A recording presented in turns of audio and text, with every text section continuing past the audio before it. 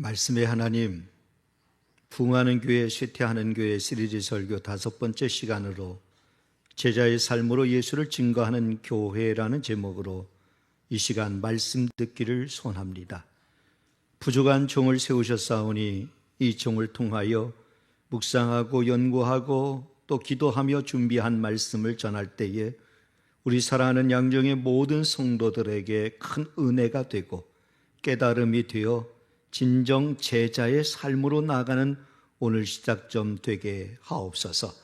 귀한 성도들을 의미 없는 인생으로 살아가는 존재가 아니라 진정 주님 앞에 가치 있는 인생을 꿈꾸며 그렇게 주님의 제자로서의 삶을 부름받아 감당하는 귀한 성도들 되게 하옵소서. 우리 양정교회가 그러한 제자의 삶을 통해서 주님을 증거하는 교회 되어서 우리 교회가 하나님 보시기에 아름답고 더 견고한 거룩한 교회 되도록 은혜 베풀어 주옵소서. 감사하며 예수님의 이름으로 기도하옵나이다. 아멘. 아멘. 할렐루야. 주님의 이름으로 여러분들 축복합니다. 한 주간 동안 평안하셨지요? 아멘. 물론 어려운 일도 많았고 힘든 일도 많았겠지만 오늘 하나님께서 여러분들 회복시켜 주실 줄 믿습니다. 여러분들 일으켜 주실 줄 믿습니다. 다시 세임 주실 줄 믿습니다. 그래서 한 주간 또 시작할 때 하나님께서 여러분들에게 큰 은혜 베풀어 주시기를 주님의 이름으로 축복합니다. 아멘. 아멘. 오늘 말씀을 시작하면서 여러분들에게 질문을 먼저 드립니다. 여러분은 진정 주님의 제자이십니까? 아유, 감사합니다. 아무도 대답 안 하면 어떡하나 이렇게 걱정하면서 물었는데 그래도 담대하게 대답해 주셔서 감사합니다. 여러분은 진정 주님의 제자입니까? 이 물음 앞에 우리 모두는 다 큰 소리로 아멘, 아멘 대답할 수 있어야 됩니다. 꼭 그러한 은혜가 오늘 이 말씀을 듣는 가운데 여러분 마음에 성령의 감동을 불러일으키길 바라고 이 말씀이 끝날 때쯤 되면 여러분들이 누구의 강요에서가 아니라 스스로 마음의 결단을 내려서 저는 주님의 제자입니다 이렇게 고백해서 제자의 삶으로 예수님을 증거하는 교회와 성도들이 되는 그 일에 힘쓰는 여러분들 되시기를 주님의 이름으로 축복합니다. 오늘 읽은 본문에 보면 세 사람이 등장을 합니다. 첫 번째 사람과 세 번째 사람은 스스로 자기 스스로 예수를 따르겠다고 고백하고 있는 모습이 나오고 두 번째 사람은 예수님이 콕 집어서 너는 나를 따르라 이렇게 말씀을 하세요.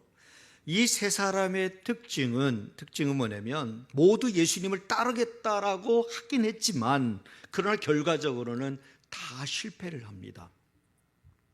다 실패를 해요.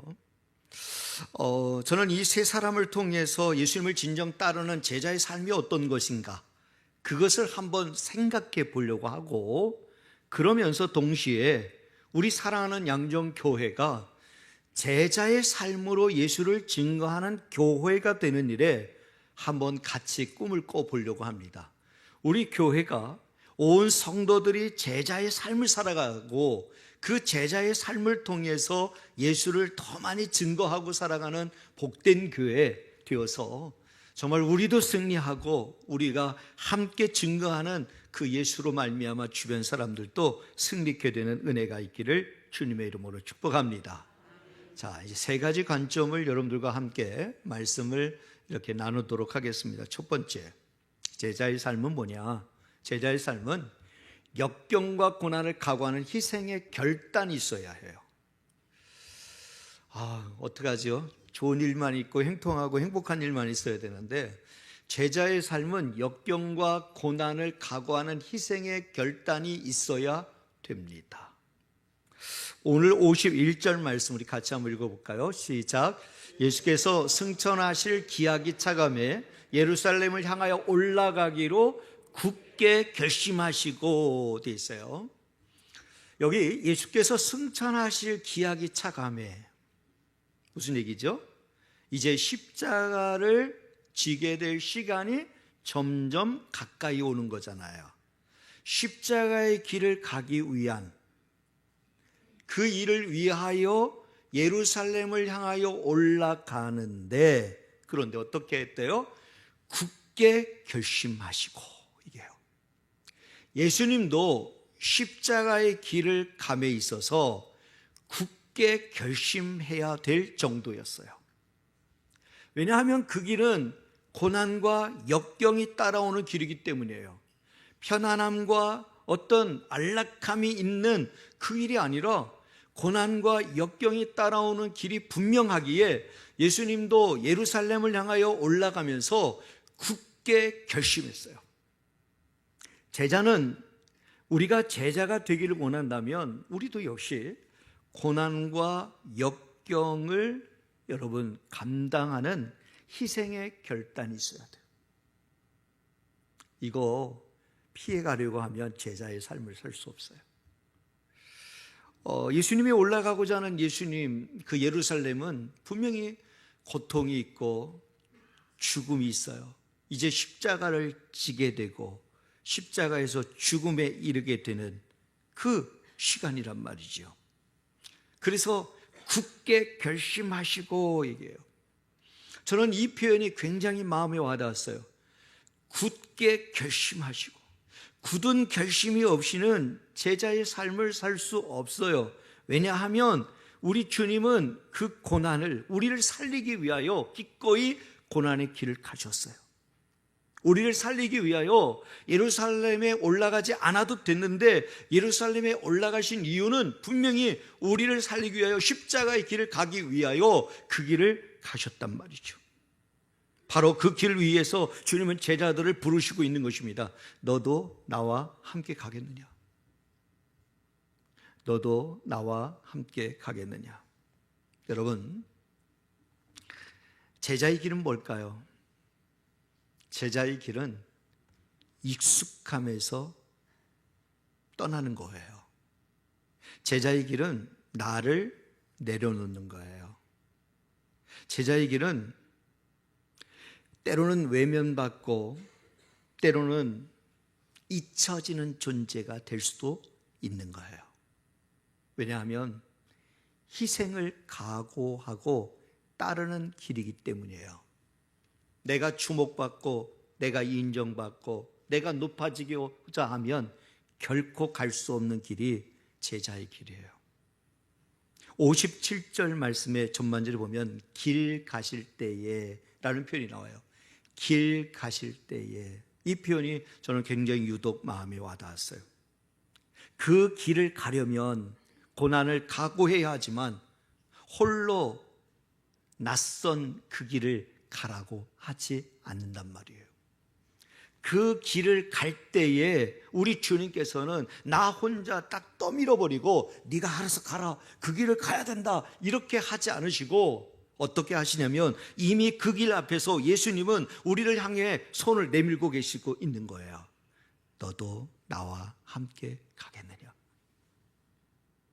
예수님이 먼저 가신 그 고난의 길, 예수님이 먼저 가신 희생을 각오하고 결단한 그 길을 우리에게 이렇게 말씀하는 거예요. 낯설고 정말 고독한 그 길이 아니라 그 길에 먼저 가시면서 우리에게 손을 내밀면서 너도 함께 가겠느냐?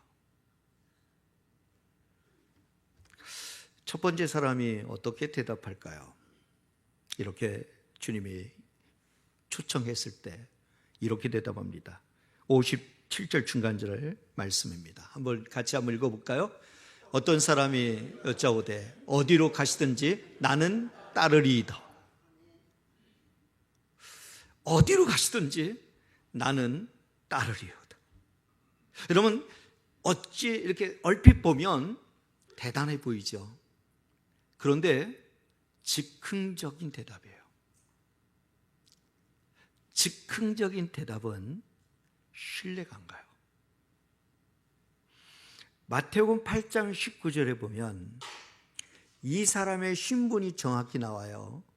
이 사람의 신분은 서기관이에요. 서기관. 서기관이 어떤 사람이에요? 당시에 나름 지식인이에요.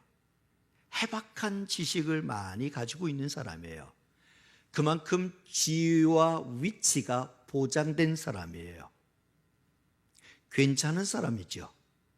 인정받는 위치에 있는 사람입니다. 그런데 주님을 따라갈 때 감수해야 할 고난은 전혀 생각하지 않고 그저 예수님이 그 당시에 존경받고 인기 있는 것에 매료된 거예요. 그러니 주님이 이렇게 말씀하실 때 너도 함께 가겠느냐라고 했을 때 어디든지 가시든지 제가 따라가겠나이다 라고 이야기를 합니다.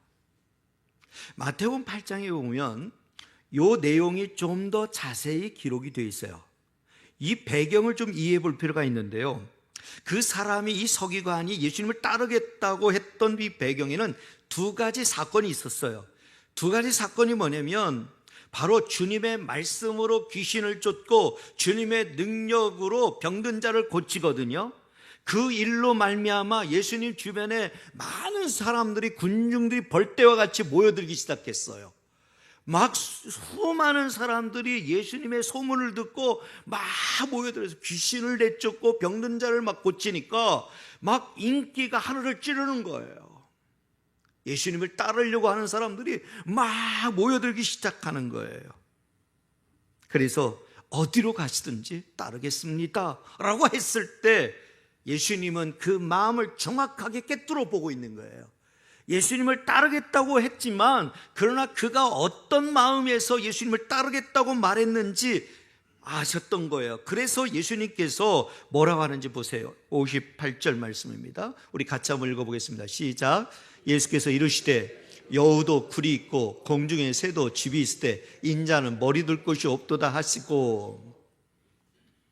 무슨 뜻일까요? 왜 갑자기 도대체 말도 안 되는 이 이야기를 좀 하실까요? 예수께서 이르시되 여우도 굴이 있고 공중의 새도 집이 있을 때 인자는 머리 둘 곳이 없도다 하시고.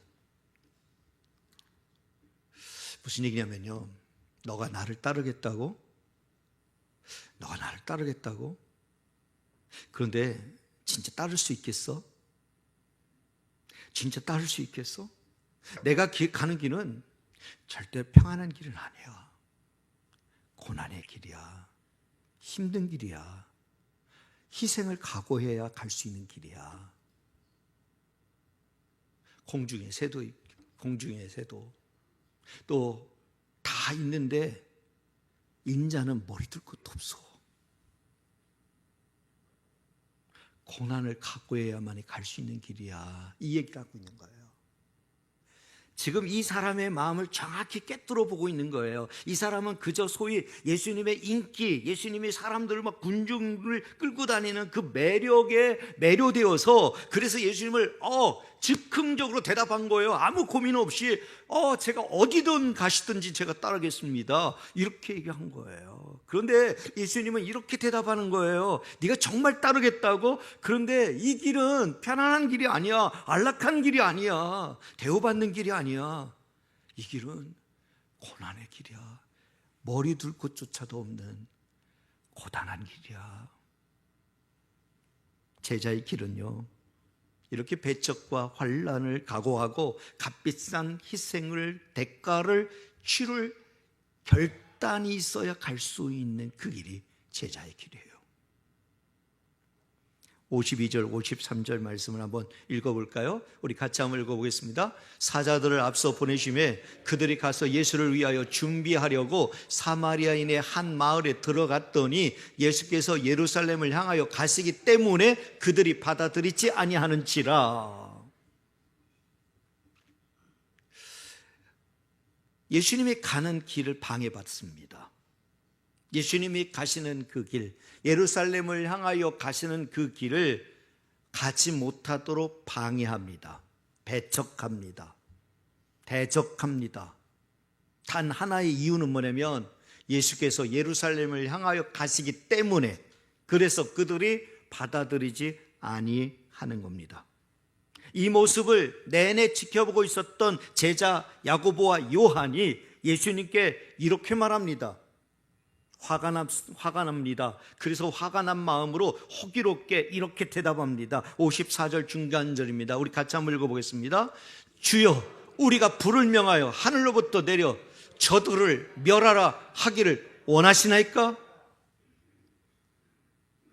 와, 예수님이 가는 그 길을 방해하니까, 배척하니까, 그래서 그 모습을 지켜보고 있었던 야고보와 요한이 예수님 앞에 주여, 우리가 불을 명하여 하늘로부터 내려 저들을 멸하라 하기를 원하시나이까?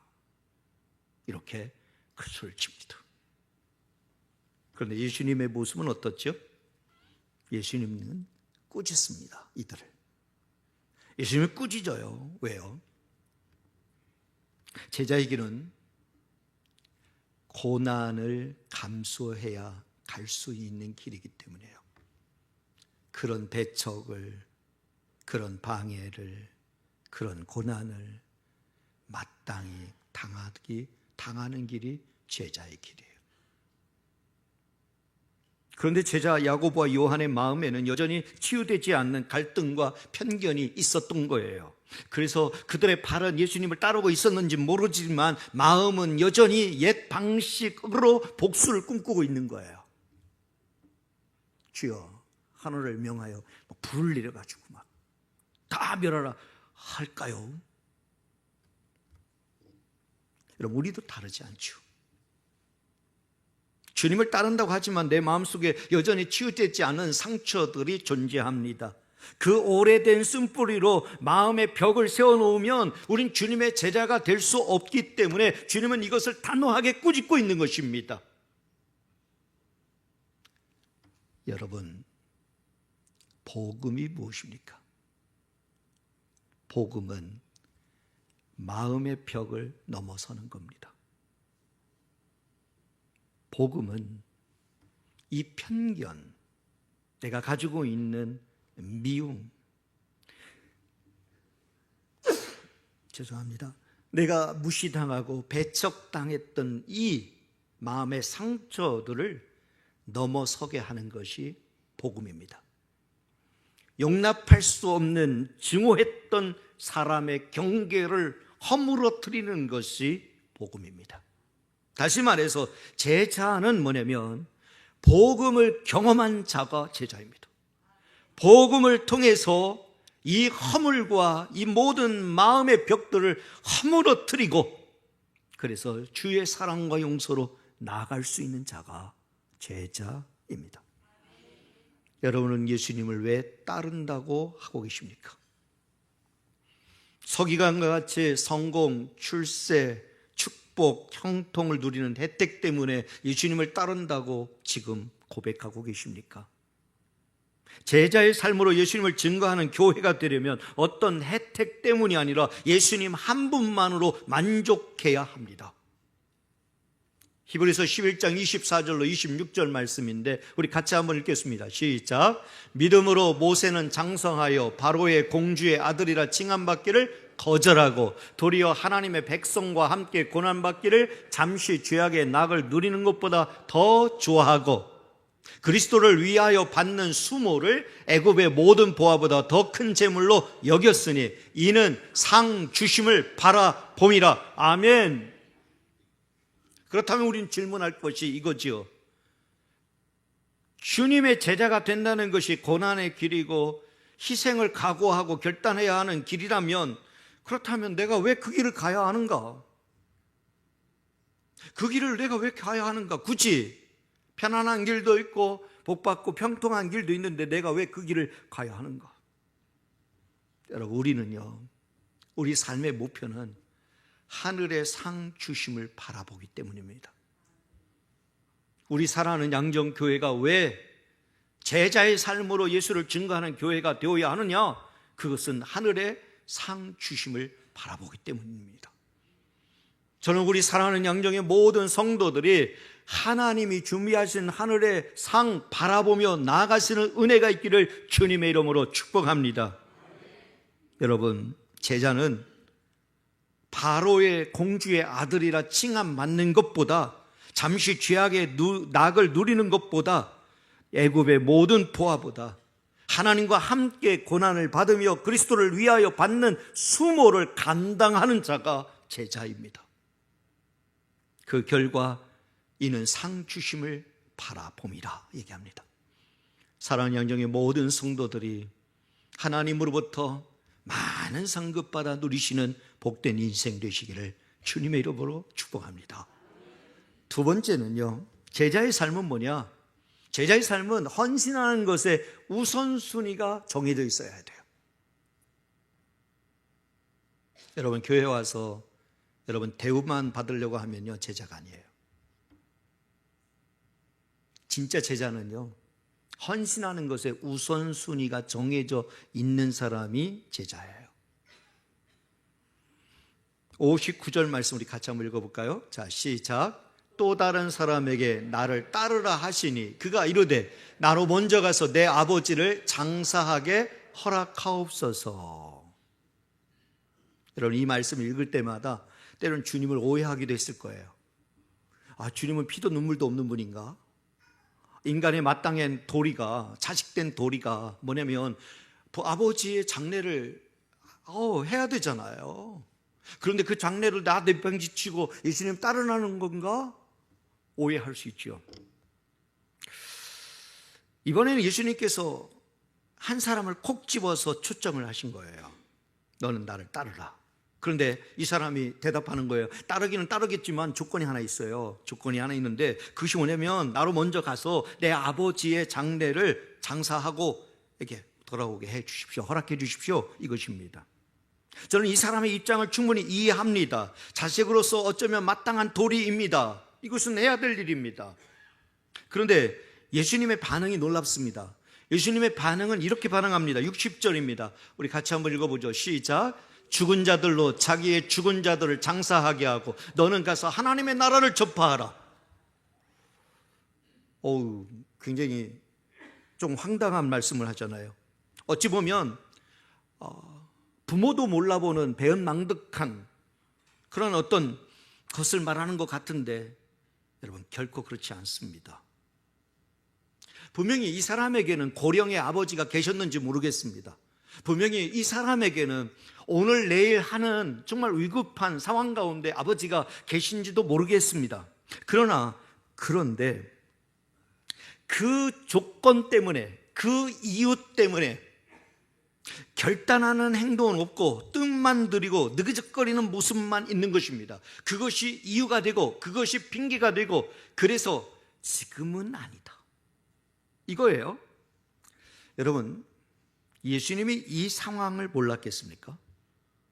예수님이 피도 눈물도 정도 없는 분인가요? 그렇지 않습니다. 그렇지 않습니다. 이 사람은 정말 장례를 치르기를 원하는 것이 아니라 예수님을 따르지 않으려는 핑계로 가득한 사람입니다. 여러분, 그 이유를 잠깐 들어보면요, 여러분, 진짜 부친이 상을 당했다면 이 사람은 이 자리에 있으면 안 됩니다. 장례식장에 있어야죠. 진짜 상중이라면 여러분, 이 사람이 왜 여기 있습니까? 장례식장에 있어야 돼요. 또 한 가지 이유는 60절 전반절 말씀에 보면 죽은 자들로 자기의 죽은 자들을 장사하게 하고 돼 있어요. 자, 만약에 그 사람의 말대로 아버지가 돌아가셨다면 여기서 표현을 이렇게 써야 돼요. 죽은 자라고 표현했어야 돼요. 단수로 썼어야 돼요. 그런데 복수로 쓰고 있어요. 죽은 자들로 자기의 죽은 자들을 장사하게 하고 라고 되어 있습니다. 그러니까 언제 돌아가실지 모르지만 만약 돌아가시면 그 아버지를 장사를 치른 후에 내가 예수님의 제자가 되겠다라는 얘기를 하고 있는 것입니다. 사실 죽음은 언제 있을지 모르는 일입니다. 우리 인생에 있어서 죽음은 언제 있을지 몰라요. 제자의 삶은 헌신하는 것에 우선적으로 순위로 정해져 있어야 합니다. 이 사람은 예수님을 따르는 것보다 더 중요한 일이 있었던 거예요. 그래서 이 핑계 저 핑계 대고 있는 거예요. 주님이 그 마음을 꿰뚫어 보고 있는 거예요. 진짜 제자로서의 따름에는 순서가 바뀌어야 합니다. 내가 진짜 제자로서의 삶을 살아가기를 원한다면 먼저 주님의 일, 다음에는 나의 일, 이게 돼야 돼요. 이 우선순위가 바로 정해져 있지 않으면 주님의 제자가 될 수 없어요. 항상 나의 우선순위는 먼저 주님의 일, 다음에는 나의 일, 이게 돼 있어야 돼요. 그런데 지금 이 사람은 나의 일이 우선이고 주님의 일은 나중이에요. 왜요? 핑계거리가 있어요. 아버지 장례를 치르고 내가 다 장사를 한 후에 그때 따르겠습니다. 여러분, 소위 말하기를 그런 말이 있습니다. 이유 없는 무덤이 없다라는 말을 하죠. 핑계 없는 무덤이 없다라는 말을 합니다. 오늘만 날이냐? 내일도 있지 않냐? 오늘만 날이냐? 내일 따라가면 되지. 내일 주님의 제자가 되면 되지. 온갖 핑계로 뜸들이는 이유가 가득합니다. 어쩌면 해야 하는 이유보다 하지 말아야 할 이유가 수백 개, 수천 개가 더 있을지 모르겠습니다. 내가 주님의 제자가 되어야 할 이유보다 주님의 제자가 돼서는 안 되는 핑계거리가 수백 개, 수천 개가 더 많을 수도 있습니다. 리더십 강사 중에 스티브 챈들러가 쓴 성공을 가로막는 13가지 거짓말이라는 책이 있습니다. 재밌는데요. 이 재밌는데 여기에 어떻게 쓰이냐면 이런 핑계를 한다라고 하는 내용으로 다뤄져요. 사람들이 이런 핑계를 댄다. 성공하지 못하는 사람들은 이런 핑계를 댄다. 너무 공감이 돼요. 이 13가지를 들어보면 여러분도 아마 공감이 될 거예요. 제가 한번 좀 읽어볼게요. 들어보세요. 하고 싶지만 시간이 없어. 인맥이 있어야 뭘 하지. 이 나이에 뭘 할 수 있겠어. 왜 나에겐 걱정거리만 생기지? 이런 것도 못하다니 나는 실패자야. 사실 난 용기가 없어. 사람들이 날 화나게 해. 오랜 습관이라 버리기가 어려워. 그건 내가 할 수 있는 일이 아니야. 맨 정신으로 살 수 없는 세상이야. 가만히 있으면 중간이라도 가지. 나는 원래 이렇게 생겨 먹었어. 상황이 협조를 안 해줘. 아마 여러분들도 낯설지 않을 거예요. 우리의 삶의 자리에서 늘 이런 핑계 저런 핑계를 댈 때 거의 사용하는 것들이에요. 내가 상황이 협조를 안 해. 내가 나이를 먹어서 그 사람 만나면 내가 화가 나. 그래서 해야 할 이유보다 안 해야 할 이유가 훨씬 더 많아요. 안타깝게도 세상에는 멀쩡하게 살아있는 듯 싶으나 영적으로 죽어있는 이들이 얼마나 많은지 몰라요. 제자의 삶은 헌신하는 것에 우선순위를 바로 세우고 하나님의 기뻐하실 일들을 힘쓸 때 제자의 삶을 살아갈 수 있습니다. 우리 양정교회가 제자의 삶으로 예수를 증거하는 교회가 될 수 있기를 주님의 이름으로 축복합니다. 핑계 대지 말고 이 핑계 저 핑계 대다 보면 주님 일 할 수가 없어요. 언제 주님 일 하시겠어요? 언제 주님께 헌신하겠어요? 못하는 거예요. 그렇죠? 마지막 세 번째는 제자의 삶은 곁눈질하지 않고 오로지 주만 바라보기로 결단해야 합니다. 곁눈질하지 않는 거예요. 오로지 주만 바라보기로 결단해야 해요. 61절 말씀 우리 같이 한번 읽겠습니다. 시작. 또 다른 사람이 이르되 주여 내가 주를 따르겠나이다 마는 나로 먼저 내 가족을 작별하게 허락하소서. 이 사람도 좀 들어보면 주여 내가 주를 따르겠나이다 마는 나로 먼저 내 가족과 작별하게 하소서. 세 번째 사람 역시 예수님을 따르겠다고 했지만 가족에게 작별 인사하고 돌아오게 해달라고 요구를 합니다. 그때 예수님은 단호하게 이 요구를 거절하십니다. 이런 요구 누구든 할 수 있지 않겠습니까? 누구든 할 수 있죠. 이해가 됩니다. 그런데 예수님은 단호하게 거절해요. 62절 말씀 보겠습니다. 함께 읽겠습니다. 예수께서 이르시되 손에 쟁기를 잡고 뒤를 돌아보는 자는 하나님 나라에 합당하지 아니하니라 하시니라. 여러분, 이 사람의 특징이 뭘까요? 가족에 대한 염려, 세상에 대한 미련. 이런 사람은요, 정에 약하고 결단을 쉽게 못하고 여리고 눈물이 많아요. 그러니까 결단해야 될 때, 선택해야 될 때 주저해요.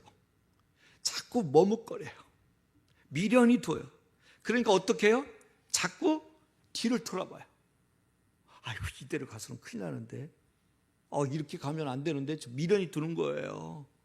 아직 해결하지 못한 문제도 있는데, 아직 해결해야 될 일도 있는데, 그래서 자꾸 뒤를 돌아보는 거예요. 그 사람의 약함 때문에 자꾸 뒤를 돌아보는 것, 그것을 예수님께서 아셨기 때문에 단호하게 거절하는 거예요. 안 돼. 그 약함 때문에 계속 망설이고 계속 컨트롤하지 못할 때 주님은 우리의 삶을 컨트롤하신다는 사실을 아십니까? 그게 주님의 제자에 대한 영광이에요. 우리가 마음이 약해요. 눈물이 많아요. 결정하지 못해요. 자꾸 미련이 생겨요. 내가 두고 온 것들이 자꾸 아쉬워요. 그래서 자꾸 뒤를 돌아보게 돼요. 그래서 제자로 삼기 위해서 우리를 강력하게 선을 만드실 때가 있어요. 여러분, 시골에서 쟁기를 잡아본 분 계시죠? 이랴 탁탁 때리면 소가 움직이죠. 저도 어릴 적에 부모님을 도와서 제가 쟁기를 잡고 이렇게 해본 적이 있는데요. 이 소가 힘이 저보다 훨씬 세니까, 그런데 이 고삐만 잘 잡고 있으면 돼요. 그리고 확 때려줄 때 다 이랴 딱 하면 딱 움직이죠. 그런데 이 뒤에 쟁기를 잡고 제대로 가고 있나 자꾸 뒤를 보면, 내가 지금 제대로 밭을 갈고 있나 자꾸 뒤를 돌아보면 어떻게 됩니까? 해보신 분은 아셔요. 삐뚤빼뚤 뒤죽박죽이 돼요. 오히려 더 제대로 못 가요. 이렇게 갔다 저렇게 갔다 왔다 갔다 해요. 만약에 제대로 가려면 목표점을 딱 앞에 정하고 이랴 하면서 딱 잡고 가야 돼요. 끝까지 앞만 보고 가야 제대로 밭을 갈 수 있어요. 그런데 자꾸 뒤를 자꾸 들어보고 계속 이러다 보면 어떻게 돼요? 삐뚤빼뚤 뒤죽박죽이 돼요. 사랑하는 여러분, 오직 앞만 보고 가야만이 제대로 갈 수 있듯이 제자는 오직 주만 바라보고 가야 합니다. 곁눈질 하지 말아야 합니다. 여러분, 하나님께서 아브라함에게 100세에 낳은 아들을 바치라 했을 때 얼마나 고민이 되었겠어요. 그런데 시간을 끌지 않아요. 즉각적으로 순종하기로 결단합니다. 그리고 순종을 하죠.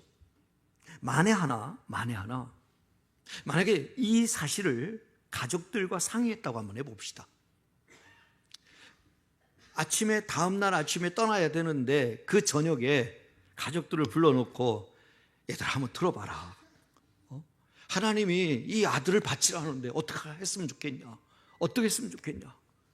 만약에 그렇게 이 가족들이 둘러앉아서 그렇게 했다면 여러분 어떤 일이 벌어졌겠어요?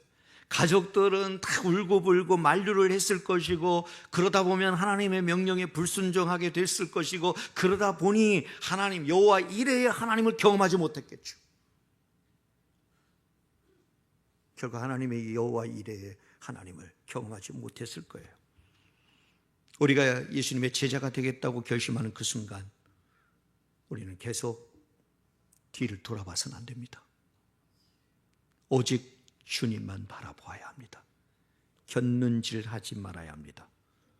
수많은 인간적인 정들이, 수많은 유혹의 말들이 발목을 붙잡겠지만 다 뿌리치고 주님만 바라보아야 합니다. 뒤를 돌아보다가 소음기둥이 된 롯의 아내를 우리는 기억합니다. 더 이상 세상의 정과 유혹 앞에 머뭇거리지 말고 주님만 바라보며 앞만 보고 향하여 달려가는 귀한 성도들 다 되시기를 주님의 이름으로 축복합니다. 기도하겠습니다. 하나님 아버지, 이제 우리 양정교회 공동체가 다시 부르심의 방향을 확인해야 하는 때가 왔습니다. 주님께서 우리 각자를 제자로서 어디로 부르시는지, 어떻게 쓰시길 원하시는지 알게 해 주옵소서. 이전에 우리의 욕심과 욕망으로 살아가던 때와 비교해서 더욱 주님을 사랑하게 하옵소서. 비록 역경과 고통스러움이 있어도 헌신하는 것에 우선순위를 정해야 할 때에도 처해진 환경에 곁눈질하지 않고 오로지 주만 바라보기로 결단할 때에도 끝까지 제자의 삶이 되게 하옵소서. 여전히 그리고 앞으로 계속 예수만 따르는 제자로서 살고 싶습니다. 주님의 제자로 이 땅에 살아가면서 세상의 가치를 따라가지 않게 하시고 주님께 온전히 맡긴 삶을 살아가게 하옵소서. 감사하며 예수님의 이름으로 기도드립니다. 아멘.